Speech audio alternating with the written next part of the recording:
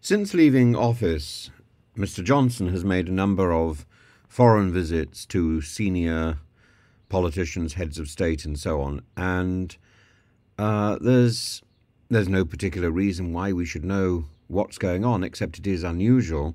And the latest visit is to the president of Venezuela.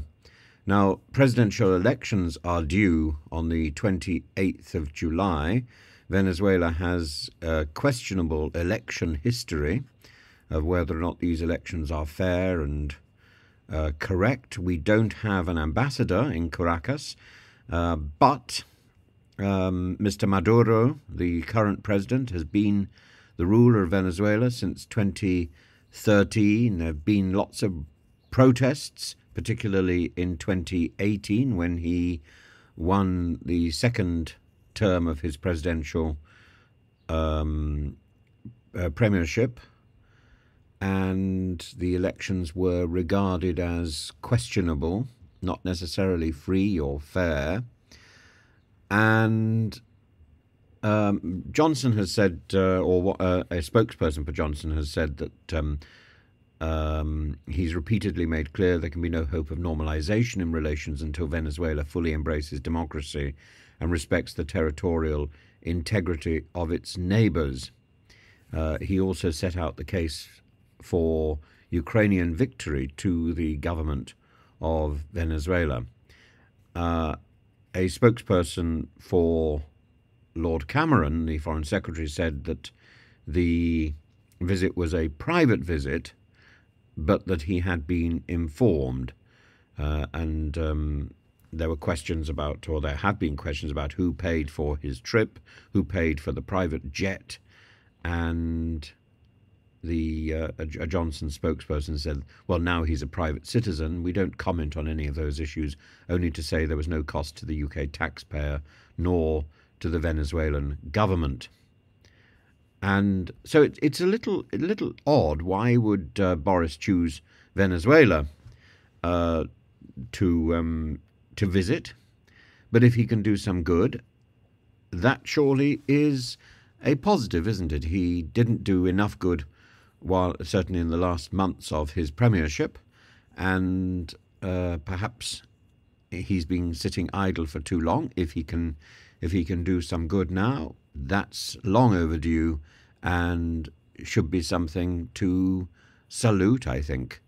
Last year in September he was visiting Kyiv and made an unannounced visit to President Zelensky. I think that's perfectly reasonable.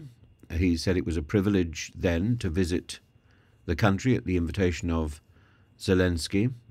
There were, of course, questions about his personal finances, and the story of the BBC man Richard Sharp was sort of enveloping the media at that particular time.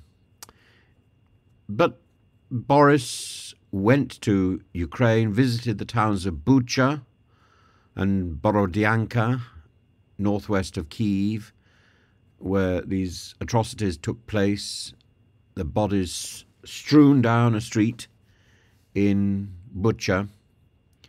And he said at the time how the suffering of the people of Ukraine has gone on for too long. The only way to end this war is for Ukraine to win, and to win as fast as possible. This is the moment to double down and to give the Ukrainians all the tools they need to finish the job. The sooner Putin fails, the better for Ukraine and the whole world. And at the time, Rishi Sunak had said that he was supportive of Johnson's visit. I think Johnson has the charisma and the personality, the newsworthiness to draw attention to important events. I'm not sure that Venezuela would be my first port of call, but I'm not Boris Johnson, and we don't yet know all the reasons for the visit, but he is a person who can shine a light on world issues and issues of importance. and I think that's what he should be doing. I think he's doing the right thing. I think I would much prefer to see him settle down into a backseat position at the House of Lords and still take these journeys. But I have an awful suspicion he nurtures a desire to get back into mainstream politics in the House of Commons. I hope he will be thwarted in that respect. But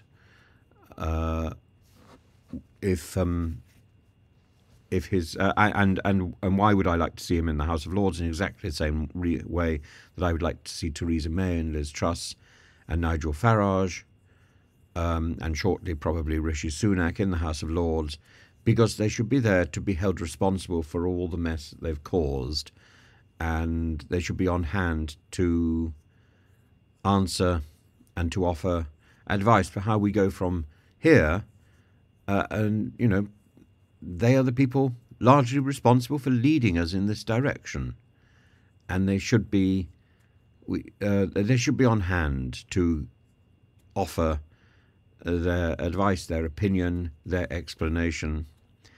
And as private citizens, this isn't so easy. Equally, you know, if they are in a position of significance, even decked up in ermine in the House of Lords, then they are seen to be publicly responsible, and they must account for themselves because they will continue to have an office within the Westminster estate, and that I think is important. This we've got into a habit of thinking that the House of Lords is a reward and is a privilege. It is, of course, a reward. It is, of course, a privilege in any situation to be serving the Crown. But I think we need to get back into the habit of regarding the House of Lords as a responsibility, and being a member of the House of Peers as a responsibility. And I think also we've got into a rather sort of envious thread of tittle-tattle and bias in saying, oh, the House of Lords provides some sort of sinecure and some sort of money, and very little really when all is considered. When you look at the amount of money Boris can earn by running around the world and doing speeches, I think he should also take responsibility as well. And if that means we have to pay him a small amount of money to do that, I think it's a small amount of money well invested to keep him grounded. And we really don't want our former prime ministers running around the place without any rein on their ambition. Putting them in the House of Lords gives them that rein, that responsibility. Yes, and to a certain extent that respect.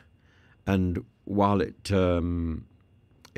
sticks in my throat a little that we have to do that to Liz Truss, I think she was nevertheless Prime Minister. She caused so much damage. She should be in a position where she's held responsible, and she certainly should not be in a position where she can bicker from the back benches in the House of Commons or trade conspiracy plans with people in Tufton Street. No, she should be put out into the House of Lords and put into a back seat so that she can be held responsible.